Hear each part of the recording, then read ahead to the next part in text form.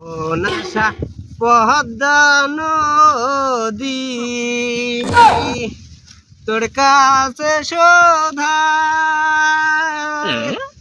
তুই আমারে বললার কোল কিনারা না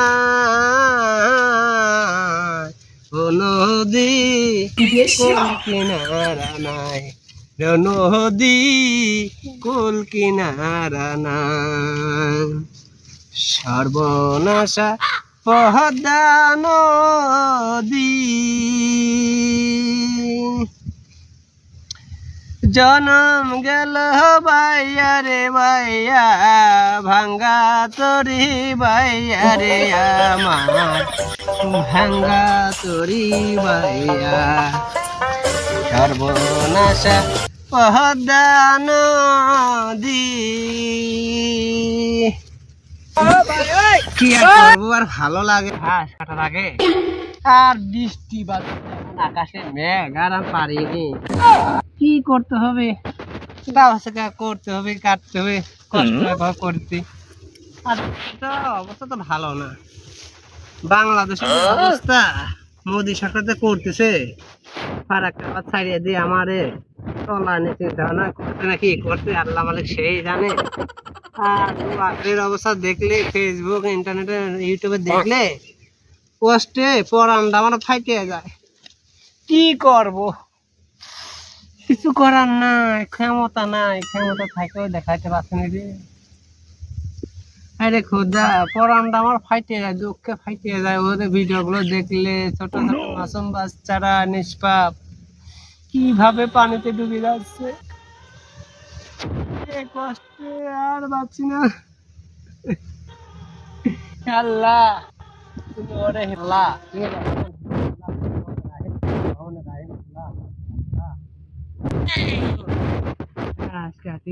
ওই আল্লাহ সবকিছু করবানে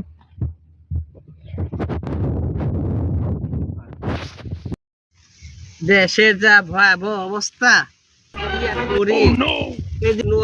ডুবে গেল আরে বাবু তুমি এখানে কি করতে আইছো তুমি এখানে মুন্না যুগে গান করছো আর কেটে আর দেশটা চলে গেল তোমার কি খবর আছে আরে বাবু আমি ও খবর রাখি মূর্খ সূর্খ মানুষ নেট না চালাতে বলে টিভি সামনে যাই বসি দেখি আমার ওটা দেখি আর বাবু কি করবো আমার আর ভালো লাগে না এগুলো যে ছোট ছোট মাসুম পোলাপান করে তোদের মতন পোলাপান করে পানিতে ভেসে ভেসে চলে যাচ্ছে ডুবে যাচ্ছে চোখের সামনে মিতা মোবাইলে দেখি আমার কষ্টে মন মানে না রে বাপু কি আর কব স্যার এটা দেশে যদি এভাবে চলতে থাকে মানুষ কি থাকবে না পৃথিবীতে হ্যাঁ আমার হচ্ছে লোয়া খেলে ওই যে ফিনেন্স এইসব জায়গা তলিয়ে গেল সব জায়গায় আর ভালো লাগে না আমার জায়গায় তো পানি ভর পড়ে গেল আর এই শুকনো জায়গায় এটা আছে আর 7টা ছাগল আছে সেই ছাগলের ঘাস কাটি কি আর করবো বাবু আচ্ছা তোমার অবস্থা কি আমারও ভালোই আছে তুমি তো ভালো থাকো ঘাস কেটে যাচ্ছো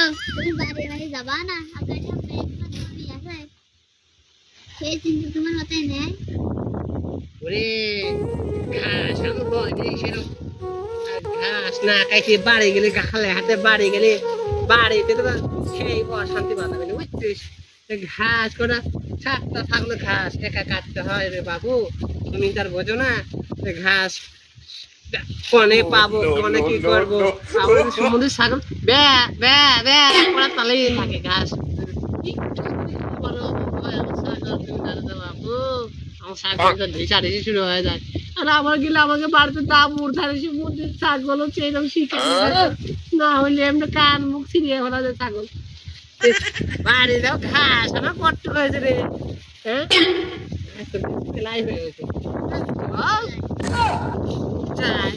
দেশের অবস্থা দেখি আবার বাড়িতে টিভি সামনে বসে কিন্তু কি অবস্থা এসে নোয়াখালীর অবস্থা কি ওই জায়গার অবস্থা কি সব খবরই আমার খবরই তো রাখার মানুষ নাই রে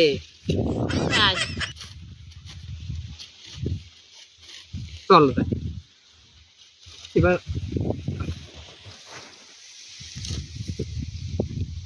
চলো যাবা না আরে যাই রে বাবু ও তো যাবো না ঘাস কাটবো না তাহলে ঘাস তুলে বাড়িয়ে যায়। এদিকে বেলাও আকাশে বেশি নেই, মেঘ থেকে আনতো, আবার বেলায় বেলা বাড়ি যেতে হবে, না হলে আবার নৌকা পারে।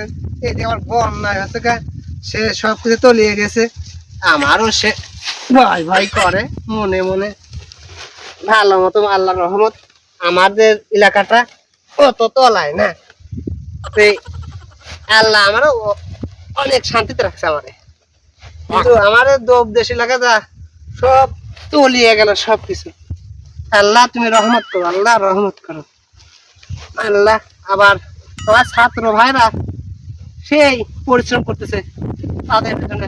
আমাদের গ্রামও খুব দান ধান করতেছে। মানে পানি ডুবা মানুষে যারা আছে কষ্টে, তাদের তাদের আমরা সাহায্য মাঝে করি। মানুষ মানুষের জন্য। আমরা যে একজনের পাশে দাঁড়াই না দাঁড়াই, তাহলে আমাদের পাশে কে এসে দাঁড়াবে? আমরাই তো সব, আমরাই একজনের পাশে দাঁড়াবো, না হলে কি আর হয়? হইলো তো ঘাস কাটে কয়টা, তাহলে এখন যায় দেখে বাড়িতে যায় কি অবস্থা। সব দেশ বলে দিয়ে গেল, এদিকে তো কি আর করি? আল্লাহ তুমি রহমত করো। আরে মিয়া চাচা, তুমি কি করতেছো? না আর ভালো লাগছে না, গরম লাগছে আর পারতেছি না রোদের জন্য। আবার বেলায় বেলা তো বাড়িও যাওয়া লাগবে। তা তুমি এখানে কি করতেছো? সরে, তুমি কি তোমার খেত খোলা আছে? তোমার কোন বই? ওই বই তোমার? বাস চাচা, আমি আপনি তো অনেক বই চাইছিলাম।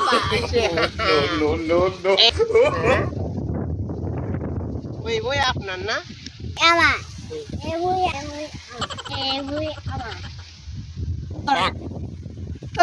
সাইন জানে বাবু।